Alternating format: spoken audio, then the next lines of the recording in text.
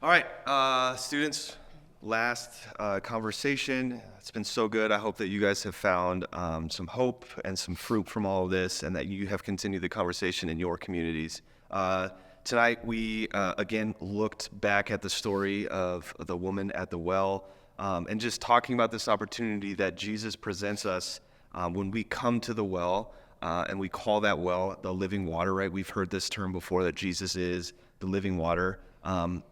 And that we have this opportunity to come there. And so we're talking about this, the topic of self-harm and maybe suicide or suicide ideation, which is a very heavy subject, but we can find some hope in this. And so the first thing that I think a lot of students might experience or have thought about before is that my friends, one of my friends has shared with me that they've had thoughts of self-harm or they've had thoughts of suicide, and they ask me, please don't tell anybody.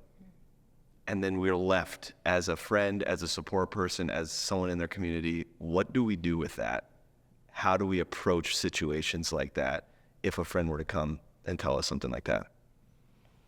I would tell you from personal experience that I was that early on, and then went through some difficult things with friends, and have made it very clear in my mission in my life is that if anybody shares that stuff, one, I take it very seriously, and I'm honored they would share that with me. But I am not a safe person to just tell me and expect me to hang on to that and not do something about it. I'm going to respond. I'm going to respond in the way that I see fit because I care and I love them and I believe them. And I want to do everything I can to make sure that they're going to be okay. That's so good. Yeah, I think it's just the idea of caring about people more than like hurting their feelings that you shared something. Right. And taking it serious. What are some strategies, Talia, for dealing with thoughts of self-harm? If I'm a student and I start having these thoughts, what are some strategies to how to deal with something like that?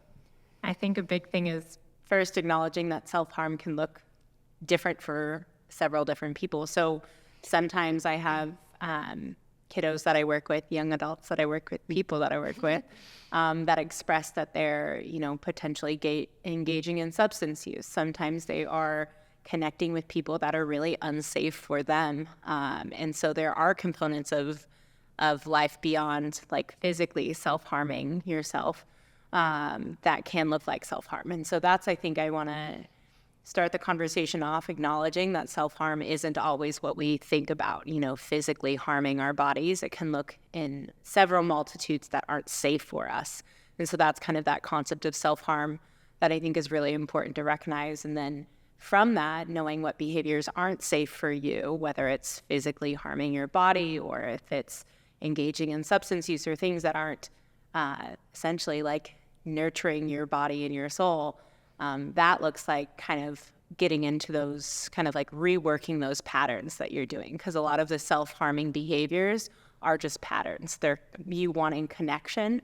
And so ways to seek support in other ways, for me, are kind of how we get away from those self-harming behaviors. And so I do have kiddos that do engage in some cutting behaviors. And with that, how can we kind of create a different pattern? So maybe you're drawing on your arm instead. Some of those motions that feel familiar, because with self-harm, it's really a way of releasing those feelings that are inside. And so how can we do that in a healthy way? So a lot of it is slowly trying to replace the behaviors, because I acknowledge it's really hard when you found something to help express yourself, even though it can't be healthy necessarily. It's hard to get out of that pattern. So it's a lot of, all right, I know what this looks like. Like in previous, I believe it was last week, Rachel had shared like what she needs in those moments. And I think sometimes it's acknowledging what I need in that moment. What's the purpose of this behavior that I'm doing?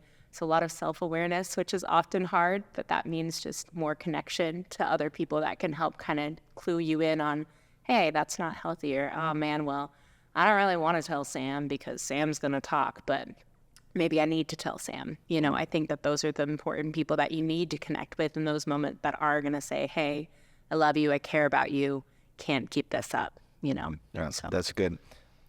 You're gonna add something? Yeah, I think that I know that I you had think it's something to share. normal. It can be normal in those times for you to feel those feelings are real, and you can feel very isolated. You can feel like a very strange unicorn, maybe. I would just it's super important to understand that a lot of people have felt that way, and that you're not alone, and that it takes a lot of courage to speak up. We've said a few times during this about it's okay to not be okay. This would be a time where it's okay to not be okay, and what? What are we going to do? Like, what's the next step? Like that means so much that you shared that. It means so much to hear that. And we have a responsibility with that information. And as a teenager, what can be difficult is if one of the things we choose to do is I become a support for you via like text, you can text me or message me on social media if you're feeling any certain way. I can't really do that for very long. Like, I need to connect you to somebody, an adult, your parents, 988. Like, we're going to have to talk about somebody that's a support that can actually care for you the best way possible. Yeah, that's good. Okay, I have this thought. We talked about living water. Jesus is living water. Sometimes that can come across for a student. It's like, okay, you just told me that Jesus is the answer to all my problems. Come to the well, living water. It can be very close to like, just pray about it and just read the Bible a little bit more and everything's going to be okay. How does like the living water idea, how would you like simplify that in terms? Because it kind of sounds like, I don't know, it's like Jesus is the living water. It's like, cool, I drink Aquafina. Is it the same kind of idea, or Dasani or whichever? Arrowhead's just not Airhead's great. gross. Arrowhead's like the worst brand the of dying water, bottled water. But I do want to just briefly talk about that. It's like, okay, You want to talk about Arrowhead? no, I just said Arrowhead sucks. I got you. No, we presented this idea. Jesus is the living water. Come to the well. He's given us this opportunity. Yeah. What does that actually mean? What does that look like in everyday life from a theology, biblical, Pastor Rachel? What does that look like? What does that mean? How would you put that in terms for a 14-year-old to understand?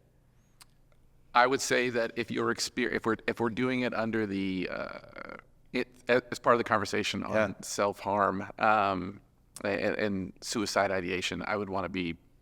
I think that a lot of times what we're looking for is a quick fix. You want those feelings to go away. We're looking for a miracle. In reality, it might take time.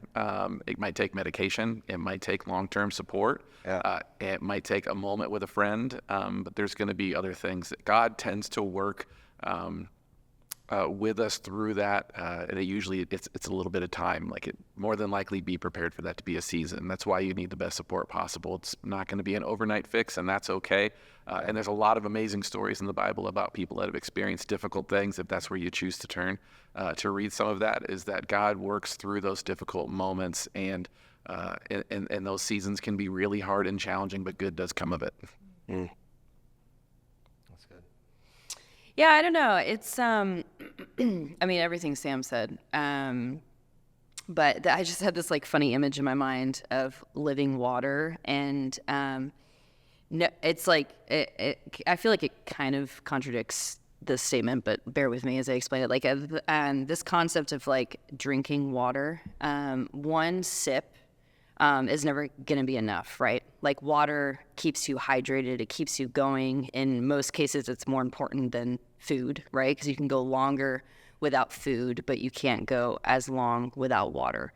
And just like that concept alone, knowing that living water is this like constant, like Jesus is the constant. When life is so much like this, and roller coasters and ups and downs and dealing with mental health, there's like an underlying thing that just remains constant. And at the end of the day, it's Jesus. Now, does that mean like, because I have Jesus, things are going to be sunshine and rainbows, and we love sunshine and rainbows. But the reality isn't, but it's knowing that there's this presence with us, no matter how dark the day is, no matter how light the day is, that is continuing, like, keeping us hydrated, because water just has to be in you to stay alive. And that's like my image of like living water, that it's like, it's going to keep me afloat even when days feel really dark, and knowing that Jesus is still just there keeping me afloat, knowing that he's bringing different things into my life to help support, whether that is medication, whether that's therapy, whether that's a close friend, like he moves in all of that. And for me, that's like the hope, where I'm just like, yep, like living water, I need this literally to survive. to make it through just another day, and knowing that each day we wake up is just a new day and a new breath. Yeah, so That's so good. Okay, I want to end with this. The reality is this: we talk a lot about support community. That has been our heart throughout this whole series. But there are students who don't have that. There's students who feel like they don't have that, or they just haven't built those relationships yet. Maybe they moved in from out of town. Maybe it's there was a fallout in a friend group, and that happens in seasons of life. But students, we want you to know that if you've ever or if you do ever have suicide thoughts or anything, there is a hotline that you can call. It's 988. It's a suicide prevention hotline. And we would want you to at least have somewhere to go to call if you don't have a community yet, or you don't have someone, or you're just struggling with these thoughts. And Talia, could you just tell us what happens when someone calls 988? What does that look like? So essentially, it's a call or text number, which I think is really helpful too, because if you're in a place where you can't talk, you have the option to start texting away. So 988, just like 911, but mixed it up. Yeah. And so that first and foremost, I think that's super, super helpful, because I know that sometimes we're not callers, especially if we're in the depths. Like maybe it's easier to type it out and to text it away. So that's really helpful. That is a text option as well. But you'll get connected with some sort of mental health support. They're going to talk through kind of what you're experiencing in the moment, create that space for you. I always talk about when we're looking at support, we want somebody else to be able to potentially take some of that weight off of us. And so they're built in to do that for you. So they're saying, hey, my arms are open. Go ahead and dump what you need to. I'll carry it alongside you. So you'll have some conversation with them. They'll talk through safety with you, whether or not you have any plans, means, or intent to end your life. It's a very they have to go through a risk assessment and make sure that you're in a place to keep yourself safe. They may want to connect eventually to whoever's taking care of you.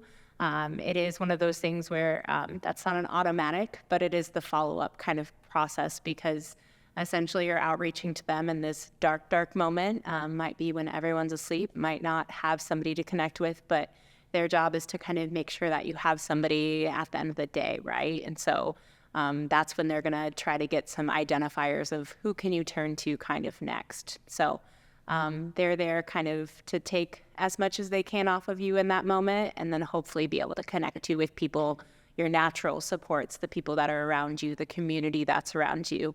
I know we've said community a lot. I apologize. But it's an important word, so I am not sorry.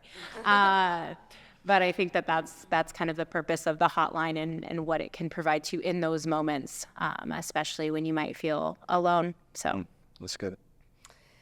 Man, I don't want to stop. I'll just keep going. But all good things must come to an end. Hey, CSM, this is it. This is like the finale of our mental health, but it doesn't have to be the finale of the conversation. This is something that we'll never stop talking about it, and we won't apologize for not talking about it, because life is hard, and you need people to do it with. So we'll continue the conversation, even though the series has come to an end. Again, we'll continue this, but all people therapy are here for us. We can be there for them too. And we just appreciate Talia and Spencer and Sam for being present with us, for providing this space for us. So if you see them around your campus, give them a high five. They would love to see you and encourage you. And we love you so much, CSM. I'm going to pray for us, and then we'll get going to life group, worship, whatever we got next. God, again, we just come to you with hearts of gratitude that we have opportunities to talk about this in a safe space. God, I pray that you would be with us in our communities, in our groups, in our friendships, our relationships, in our schools, in our families. God, that we would just understand and know and feel that you are the living water. God, that at the end of the day, the underlying constant thing is that you are with us, that you are here, and that you have not left us alone. And I pray that we would know that moving forward, and that we would not stop talking about this, God, and knowing that you are present in all of it, and all-knowing in all of it. And we're just so grateful for you. We love you so much, and we give this all to you. In your name we pray. Amen.